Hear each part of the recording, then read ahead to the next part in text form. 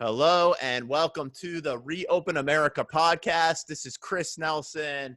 It is Cinco de Mayo, May 5th, 2020. It's so awesome to be with you here today. You can get this show on iTunes, Apple Podcasts, Google Podcasts. And today I got Kristen back with me from Reopen, North Carolina. Awesome to see you again, Kristen. Hi, Chris. I left Reopen, North Carolina. It's North Carolina United for Liberty now. All right. Well, we'll get into that too.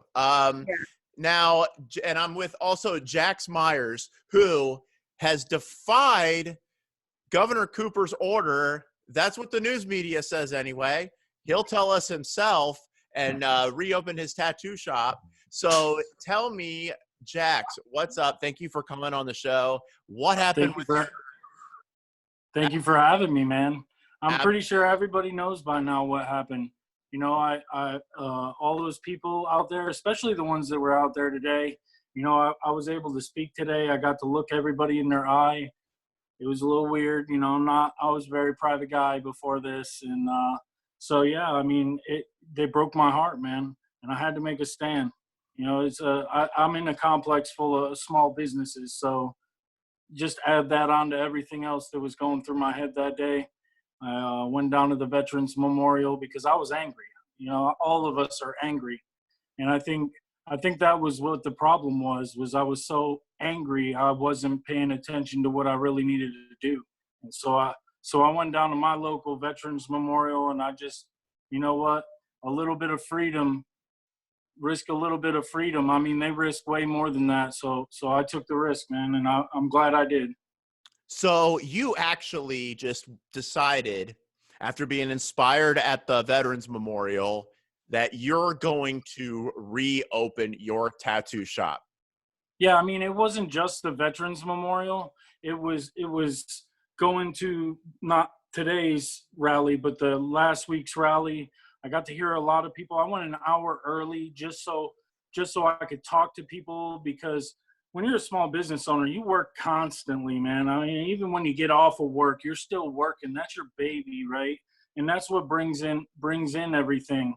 And really, if you're not doing it for 8 to 10 years, it's a crying baby all the time. You know, there's always something that you got to worry about with it. And so I went an hour early just to see what the people that were supporting were. And they were all small business owners. And I found out that I wasn't alone. And I was like, man, every story sounds like mine. And then you get the nurse up there telling you, hey, don't believe the hype. And then you get somebody that suffered from domestic abuse really hard. And she's telling you, listen, I got my relief when my abuser went to work. And I started thinking, man, what about children? Children, their release was school. So now everybody's home with their abuser. And then I came and I did a report with a French reporter at my shop. And I stopped next door and talked to one of the businesses that's still essential. And they're only making a third. It broke me. It was the last nail in the coffin. There are lots of things that I don't think people consider. And you brought up one of them. If there's an abuser and somebody at home that they don't get a break from anymore. And now you opened up your shop. Yep. And then what happened? How did the police get involved? So I figured this was going to be more of a statement. I have a month and a half of people that just got canceled because of all this. So at any given moment, I could just say, hey, we're open. And everybody's going to be like, okay, I want my appointment. So I did it pretty much in protest. I put a flag up on the door or up in the window, and I put a Constitution on the door. And so I made a post saying, hey, I can't take this anymore. I don't have enough to pay the bills. I need to reopen for the week. And I put we had a poster or a banner that we made. I'm an artist, man, so you know my stuff's gangster. And I posted that up there. And then I posted, that we were going to open. And, man, I knew what was going to happen. Somebody was going to snitch me out. It's happening in every dang state. And so I really depended on it. And it got shared with a troll 54 troll pages. And before I got home 2 hours later, my phone's feed, not just open phone, just closed phone, was moving so fast I couldn't even see what the messages were. And then I got a call from my mom. I don't know if I should say any more than that. Well, you did a good thing. I hope she was really proud of you, because what a stand of courage that would take to do that. I think there's a lot of people that would like to do that. They're scared to. So what happened next? So on the contrary, she's probably very proud of me now, but she was definitely scared, as my wife and children were, when I told them their dad's going to jail. And so what happened next was I had to take the post down. It fed the fuel, or it fueled the fire, excuse me. And they just were like, he posted a bunch of Nazi, anti-Semitic, xenophobic. I mean, they called me everything in the dang book, man. They had my rating. I was the #1 tattoo shop in the state, and they had me down below three stars. And so yeah, I removed the post, and I said to myself, you know what? If they don't feel it, because, you know, text is partial. It lacks emotion. And I was like, you know what? I'm going to film a video, and I'm going to show them how I feel. And I was like, you know what? If they need heart, I got a heart of a grizzly bear. So you know what? I'm going to go on there, and I'm not going to hold back. You know, Jax, I was mentioning to some people, especially looking at that, it's a lot of women that are organizing a lot of these things. I've seen so many women that are stepping up and doing these things that, and what we agree there, Kristen, it's seeing a man like Jax stand up and do something, even though the toll that he would take for it, that's really inspiring and really what this movement needs.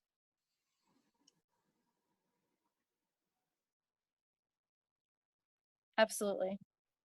Yeah. So what happened next then? You opened up your shop.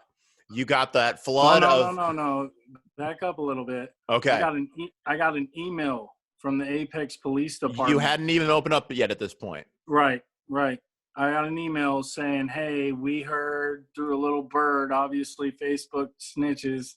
And they said, you know, hey, we heard that you might have intentions of breaking the order.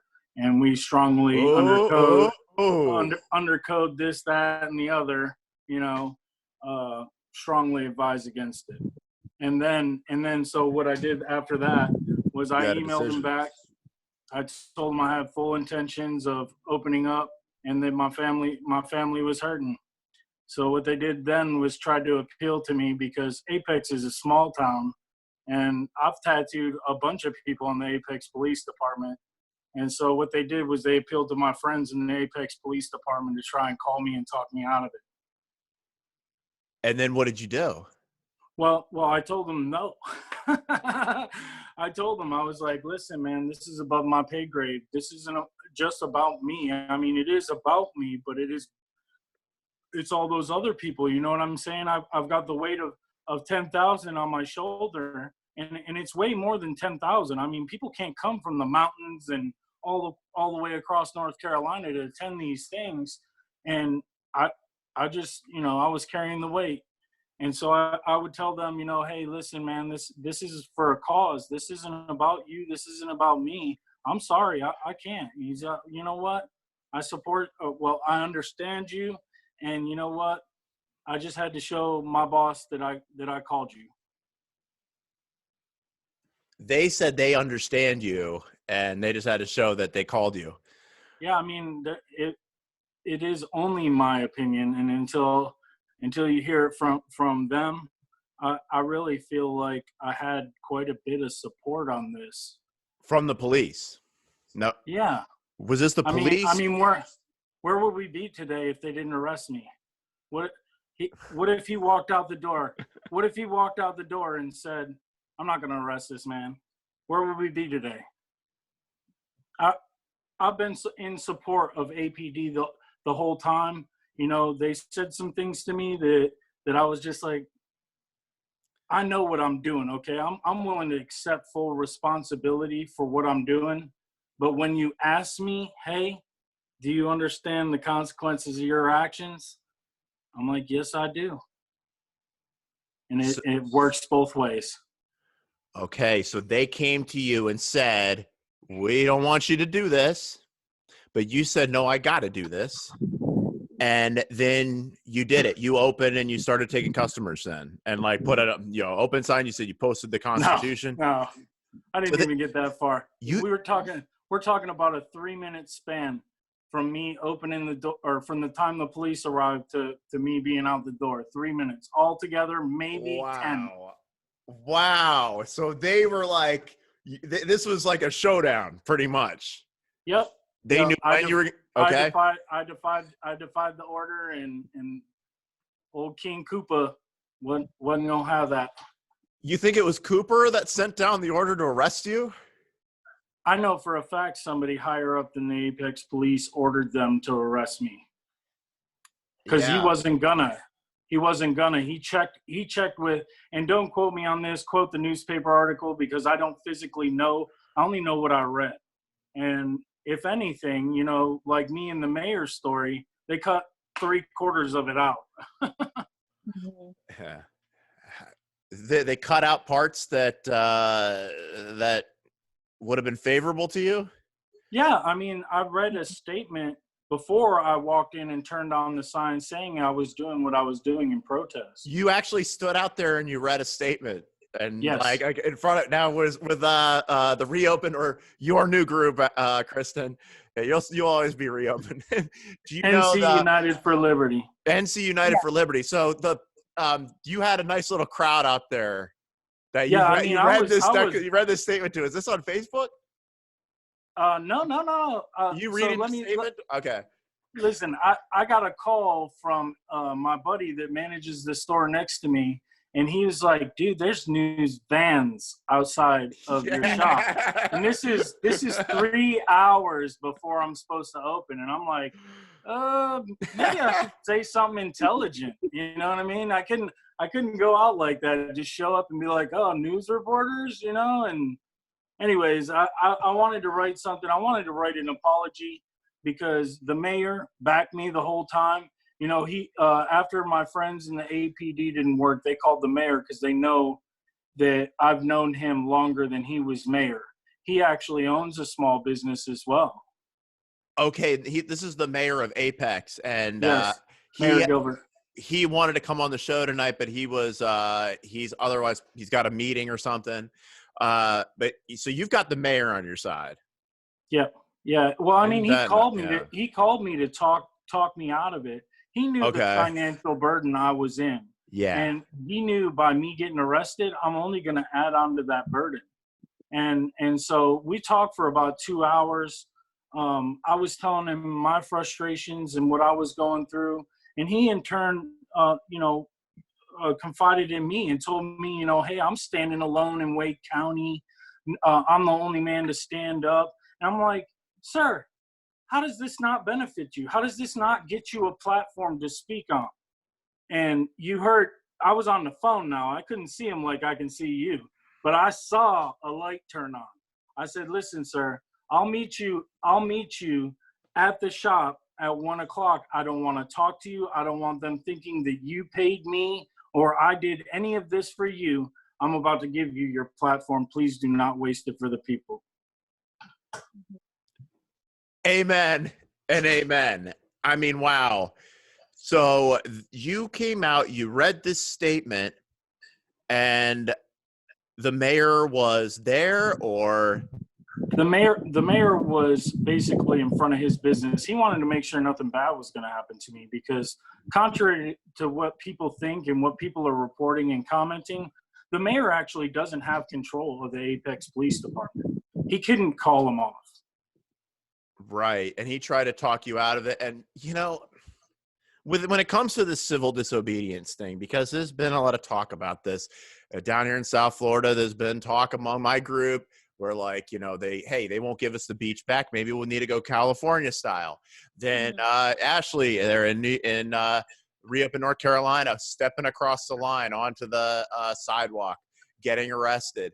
And then it seems to me like with the civil disobedience thing, that in some cases it just calls for it. That not in Oh all, no. it's not like we should all be doing it or anything, but that in certain cases, Right. and I believe it's a God-led thing, that God tells you, a person, that this is what you need to do, and Oh that is no. actually a very strong statement. And that seems to be like in the case with you, Jax, that you had inspiration to do this and you knew it was the right thing. Oh yeah, I was definitely pushed, and what kind of comes to the surface is, you know, 8 weeks ago, people were calling the Constitution an outdated document. You know what I'm saying? And now we're getting calls from all across the country saying, "Constitution, you're a patriot," and it makes my heart really big. But you know what our founding fathers believed in when they wrote that document? They believed in the Bible. They believed in God. They believed in Jesus. And to write something so powerful, so valid today, that it would protect you, you got to know that what they were following, what they were believing, was untouchable, just like God. And I'm not a preacher. Look at me, man. I'm tatted up, bro. I don't look like a preacher. I don't look like a preacher, but God pushed me. Those are the best ones, and that's just so awesome, Jack. So then, the police department, the Apex Police Department, did you actually have a client that like walked in? Did they actually have to wait until you like started tattooing somebody, or? So I gave the statement. They wanted to ask questions. I said, listen, I'm going to read this statement because I only got a couple of minutes before 1 o'clock and I stay on time. I'm going to read this statement. I'm going to go in. I'm going to hit the open sign and I'll talk to you until they show up. And I talked to them until they showed up. Okay, so your customer, you were like, I'll just talk to you. They're going to show up. No, I'm talking about the reporters. Oh. There was no customer. In fact, they actually broke the non-unconstitutional rule that I'm essential to that business. I'm the owner. I'm allowed to be there. I'm allowed to come and go as I please for any nature, and they arrested me on pretense. They broke the law. God, because I'm saying I'm confused. It's like you didn't actually engage in any business, right? Exactly. You what? It was so I assume that you either rent from a landlord or something at your space there. Yeah, I'm renting. So basically, they arrested you for opening a door of a place that you own, and then and allegedly working. That is that's bizarre. Yeah, it's deep, man. It's deep. Yeah, wow. So then, I mean, you mentioned you have a family, and then you are there, then on the news, all these cameras pointed at you. You're in cuffs. Now, I saw that picture. So the idea how did that was feel? The idea was to peacefully protest. I had a North Carolina Constitution written out, handwritten with my signature, because I know the Constitution. I didn't know the North Carolina as well as I should have. And so I actually had it in my pocket so I could remember it. And my idea was, I told them, I'm a concealed carry holder. I'm not going to be armed. Obviously, in the act of a real protest, you're not allowed to have your concealed carry on you. I made sure that I let them know that I would not be armed and that I would not resist. And the idea was to not resist, hold my head up high. What I was doing was right, because I'm telling you, man, I live in a house with 4 women, and telling all of them, trust me, I know what I'm doing. It seems bad, but I'm not actually doing anything wrong. And I need to do this. There's other people besides me. And then just, their grandfather spent 23 years in the military. There's no doubt that you can explain to them, hey, this is what dad needs to do. And they watched me go down to the Veterans Memorial and pray. And just putting your hand onto so many names that risked more than freedom. There was no question after I did that. I had no fear. What are we going to do if good men and women, if good men don't stand up and do what is right, who is going to stop what's going on? Jax, that's That's a quite $1 million question. who's going to stop it? So then you got taken to jail. They booked you, took your mugshot, put you up with all the degenerates and stuff No, on the internet. Actually, they're letting the degenerates out. I literally spent no time in a jail cell. I went in. They did a COVID test before you go in, and it's Of course. not. It's just a physical ask you.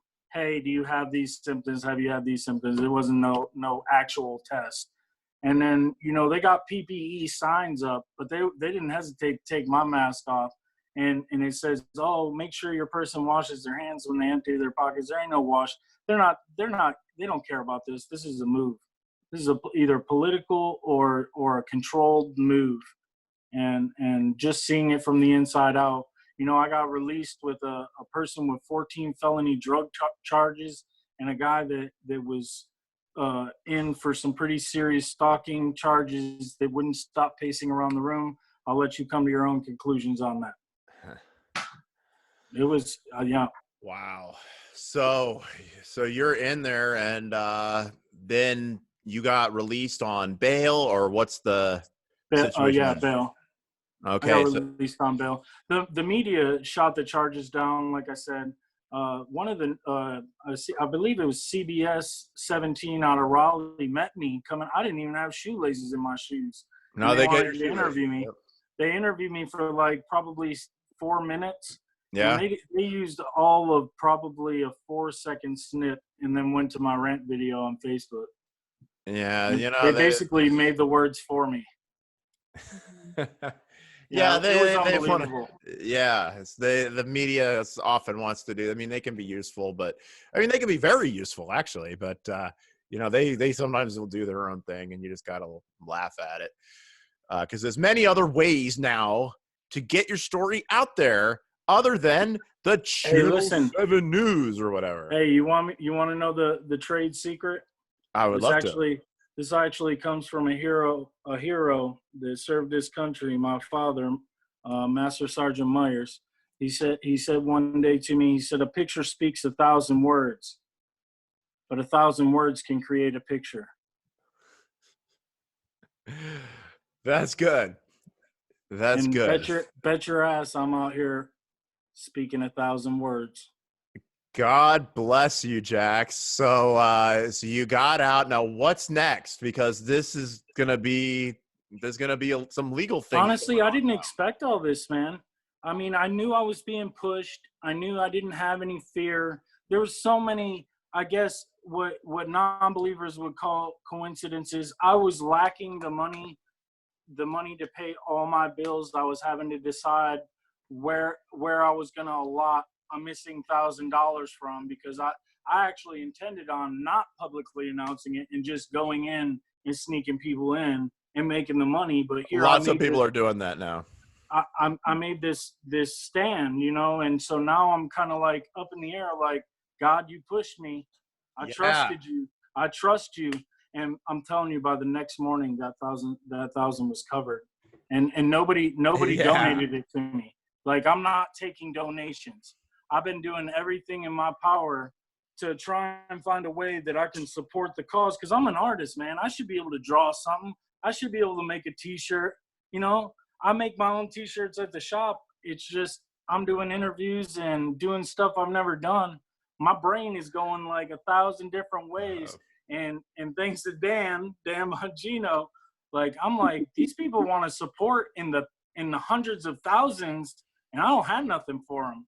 And somebody, the last straw on that was 2 people made a GoFundMe for me.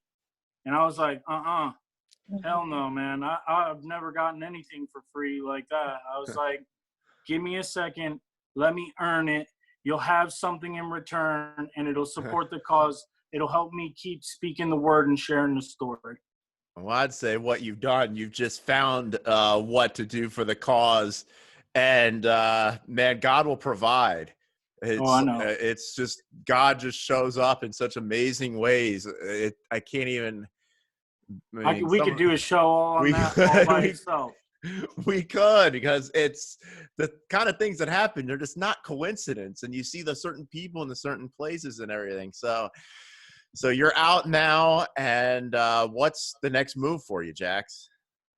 Well, if you want to add another coin to the coincidence jar, I was actually trying to start a second company, and I'm wearing a hat right now, but I didn't have the trademark like I do now, and I was just kind of playing with the 2.0 version, but it's actually called Unaltered American, or Unaltered. It's so many words you could put under that, and so I think that I was always intending to, or had intentions of doing this, but right now I think that it's going to be able to supplement my income if people want to support, and then they get a shirt or something instead of just give me some free money. I don't want free money.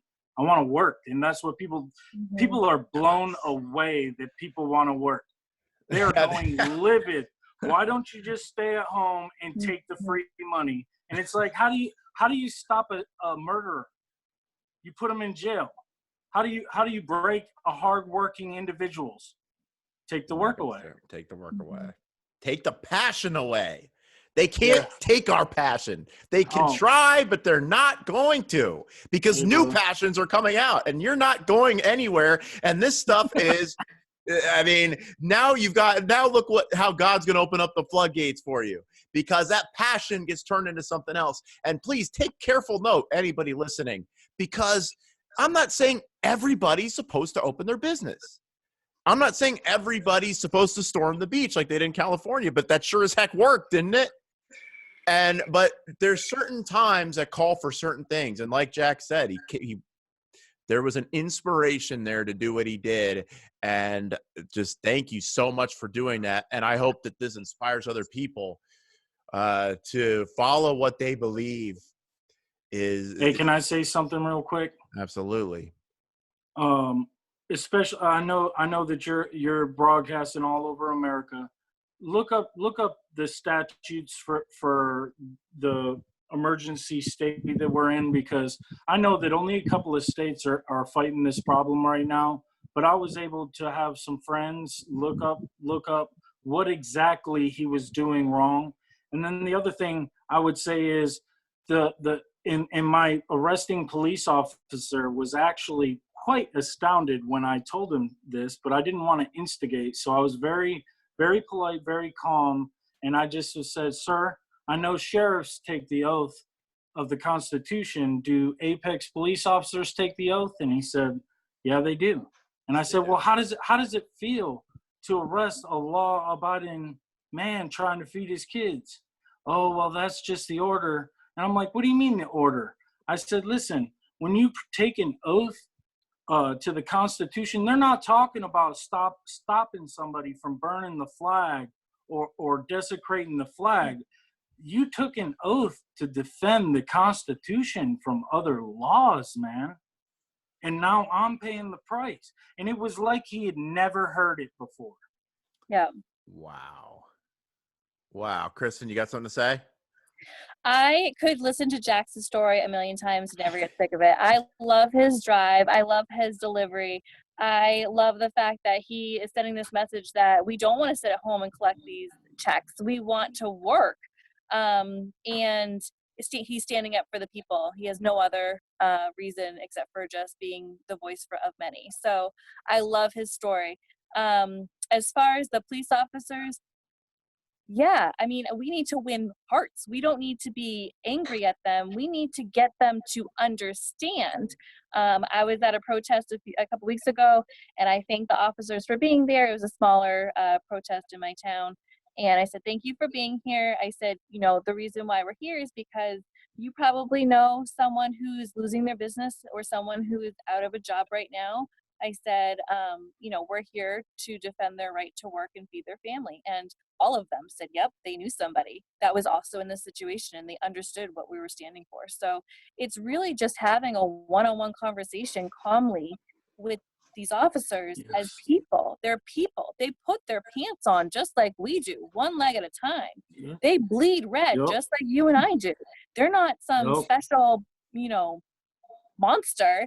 They're people just like us. My neighbors, my friends, family are police officers. So I think it's just having a conversation with them to understand where we're coming from. It's not about that we're upset that we can't get our hair or nails done or that we can't have a steak dinner at Outback. It's because we have been 8 weeks without a paycheck and we're now facing, foreclosure, or, kids are growing and they can't buy clothes, or they're losing their car, or, this one lady, she was treatment 3 out of 8 for chemo. She lost her health insurance April 30th. She can't continue.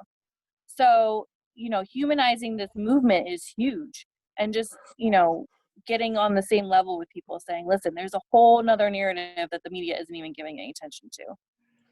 Yeah. We went to this meeting in Palm Beach County today. It was quite a show. It was nice. And these Palm Beach County commissioners, I really honestly don't think some of them knew how people felt. I think that this was the first time that they heard anybody saying that, hey, look, I need to feed my family, and this isn't working anymore. And I think some of them were, not all of them, but some of them were really, honestly, they hadn't heard this before. Totally out of touch. Totally out of touch. They hadn't had a meeting in like a month, and they're like, wow, no idea. We didn't know you felt this no way. Idea.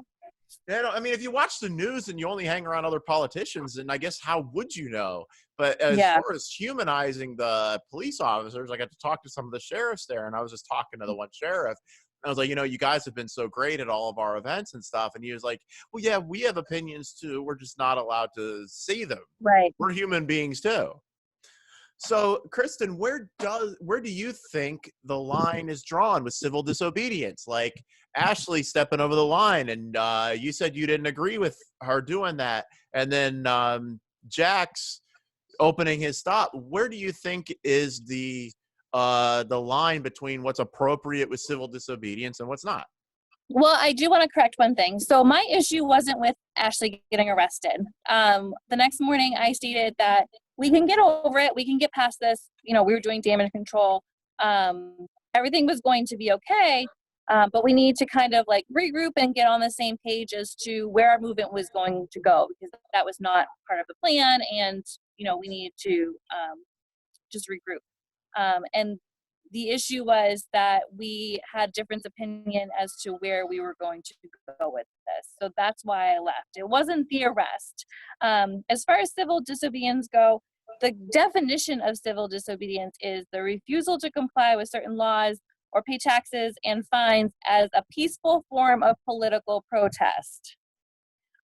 And that is where I feel like civil disobedience is. My opinion of civil disobedience is, if I owned a small business, I would be opening that business May 1st quietly and feeding my family, putting food on the table. That would be my form of civil disobedience. I think if it's a passive resistance, it's not confrontational or anything like that. The way that Jax did it is, like I said, that's why I love his story so much, because he was the perfect example of peaceful protesting, civil disobedience. Does that make sense? Does that clarify? It does. It does. Because what it takes for evil to prevail is for good men to do nothing. Right. And there's, nobody wants to go to jail. I mean, who wants, right. Okay, I want to go to jail. Yeah, it's great. Have my picture up with all the, child molesters and stuff on the internet. Yeah, that's what I want. Because, when you get arrested, you get posted everywhere. And it's like, that's the first thing that pops up when you Google somebody. But I'd say, Jax, you've got quite a bright future. I'd say I know when I Googled you, a lot of good things came up. And I hope so. Yeah, well, here's the thing.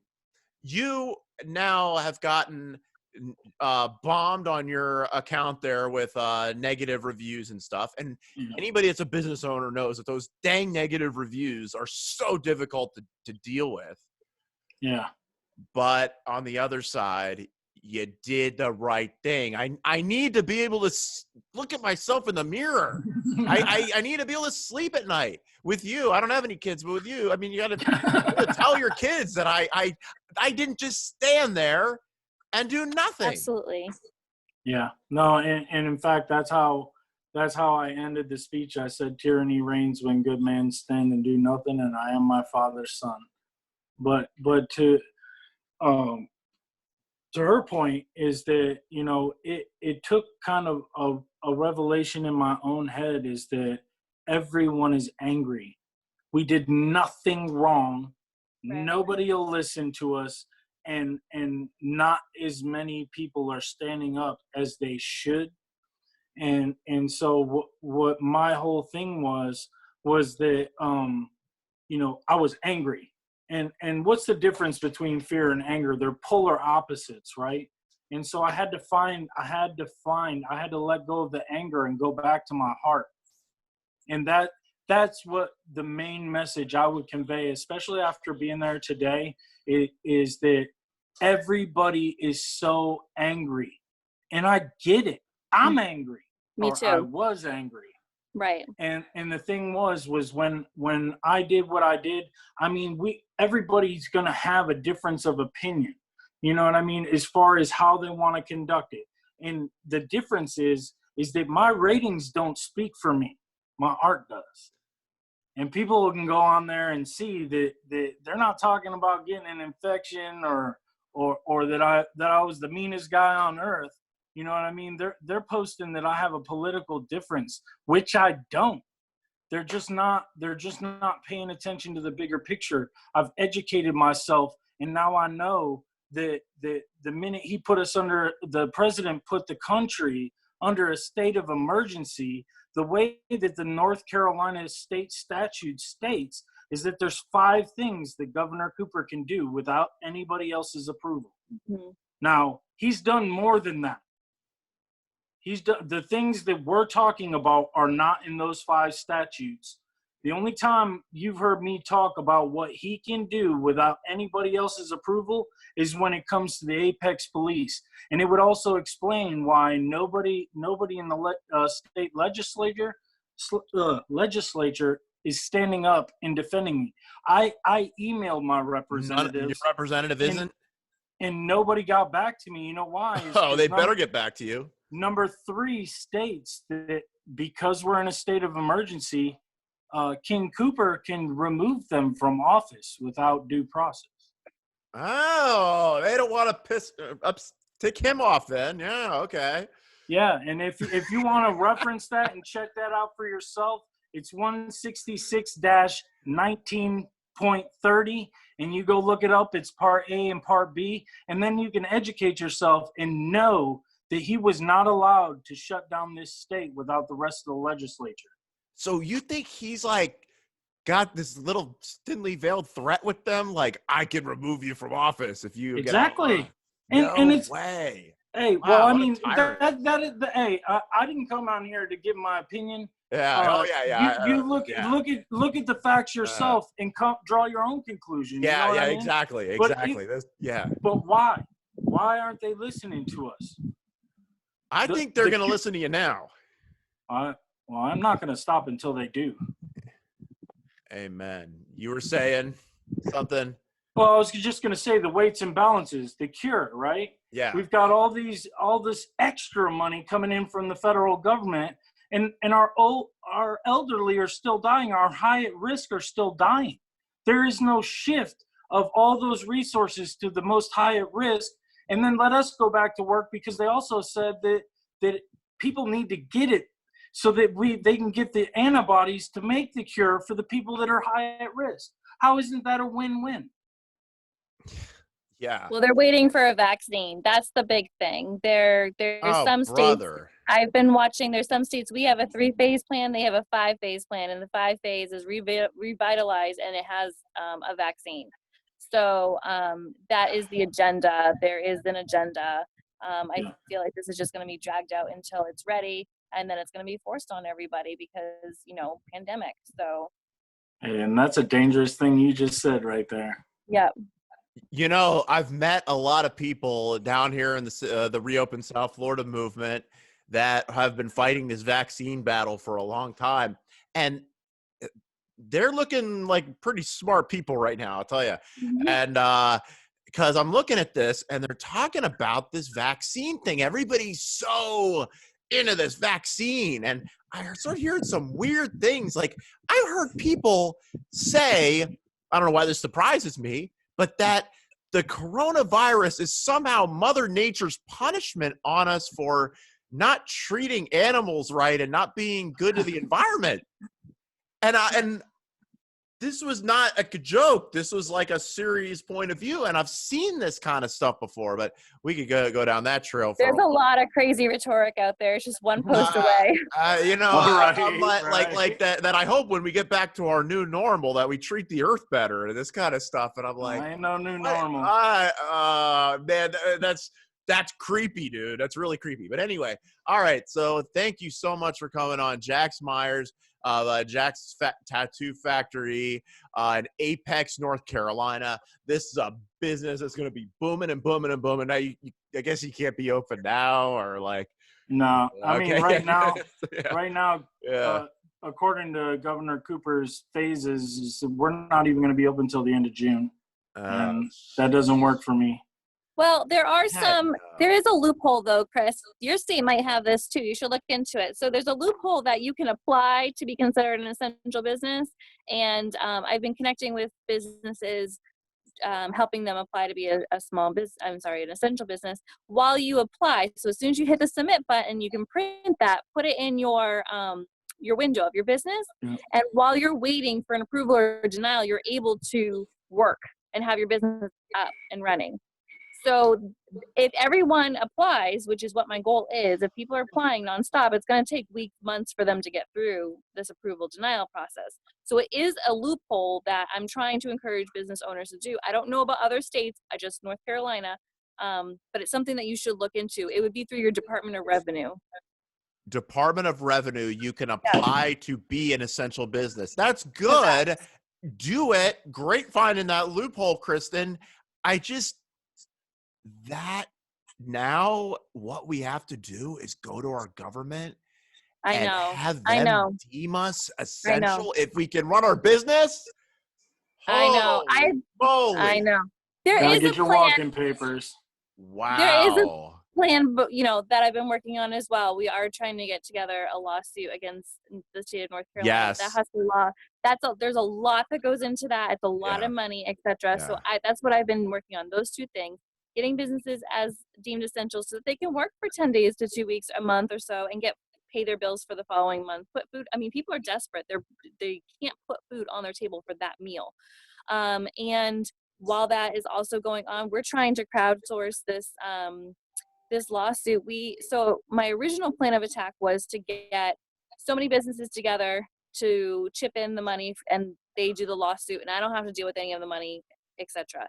Well, I think the path we're going to have to take is that I'm going to have to set up a 501c4 and do crowdfunding for this lawsuit, because asking businesses that are already going under to now dig deeper and that extra, your last $1,000, $5,000 in your business fund to throw towards this lawsuit is a lot to ask. But people that are still getting paychecks, that are still running their businesses, that see the corruption, see that this could easily be them as well, can throw some money towards it.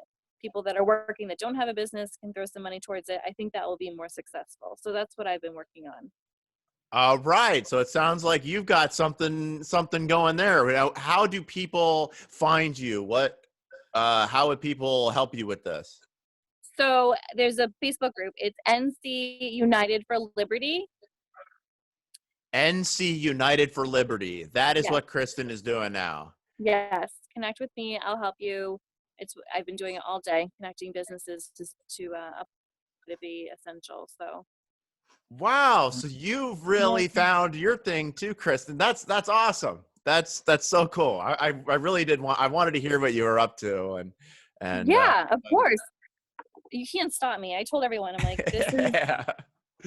I'll be here somehow, some way, some capacity until we're open. So NC United yeah. for Liberty. And so there's, with what I've found is we've all got our place in in these movements, and that's just so cool that you're doing that now, Kristen.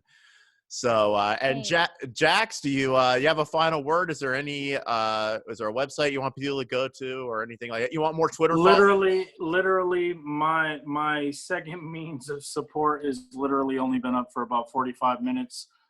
It's unaltered 1776, and it's a Spotify store. If you go on my Apex Tattoo Factory Facebook page, I just posted it. You can help support us that way, but definitely support the cause. And I'm a military son. There is no just plan A. There's contingencies to contingency plans. The way my dad raised me, you always got to expect the worst and hope for the best. And I'm going to leave a loose, open comment, because we talked about the Constitution and we talked about the Bible, and this one of the same people that signed the Declaration of Independence used the phrase, and like I said, I want this loosely used, is the tree of liberty needs to be watered with the blood of patriots from time to time. Now, metaphorically, that means it's time to stand up, or else the tree's going to die. And if we let that tree go, it's not coming back. You don't get it back. You don't. Not without shedding blood. You don't. It's never happened. The thing is that most people don't understand is this is the last stand. This is the last stand on earth. People run here when they need to escape tyranny. What happens when America is succumbed to tyranny?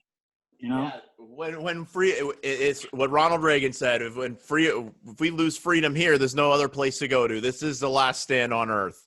This is where people come to be free.